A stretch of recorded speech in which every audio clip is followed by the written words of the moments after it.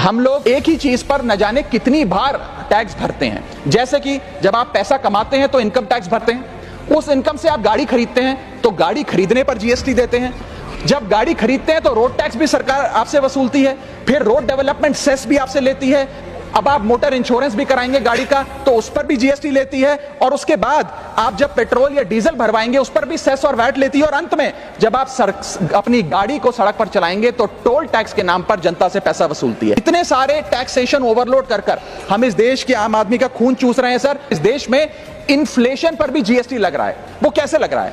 एक प्रोडक्ट जो 100 रुपए का बिकता था उस पर 18% जीएसटी हुआ करता था, आज वो वस्तु महंगी हो गई, 100 से 150 रुपए की बिकने लगी, अब 18% 150 रुपए पे लगने लगा, यानी कि 50 रुपए की जो महंगाई है उस पर भी सरकार जीएसटी लेने लग गई है, which is GST on inflation. में जिन लोगों को अर्थशास्त्र के बारे में जानकारी नहीं है उनकी राय पे अगर बजट बनाएंगे तो इसी प्रकार के फ्लिप फ्लॉप्स देखने को मिलेंगे। क्या हमारे देश की वित्त मंत्री इन्फ्लेशन एडजस्टेड प्रॉफिट्स में विश्वास नहीं रखती?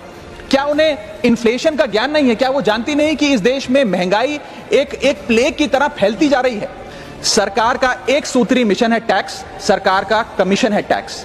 जगने पे टैक्स, सोने पर टैक्स, हंसने पर टैक्स, रोने पे टैक्स, खाने पे टैक्स, पीने पे टैक्स, बच्चों की पढ़ाई पे टैक्स, बुजुर्गों की दवाई पर टैक्स, फसलों की बुआई पे टैक्स, ट्रेन और यात्रा हवाई जहाज पर टैक्स, खरीदने पर टैक्स, बेचने पे टैक्स, फैलने पे टैक्स, समेटने पे टैक्स, सड़क पे टैक्स, आसमान पे टैक्स, गाड़ी पे टैक्स, मकान पे टैक्स, सपनों पर टैक्स, अरमान पे टैक्स, खुशी पर टैक्स, मुस्कान पर टैक्स, दिन रात की गाड़ी कमाई पर टैक्स, किताब पर टैक्स, सियाही पे टैक्स, सब्जी पर टैक्स, मिठाई पे टैक्स।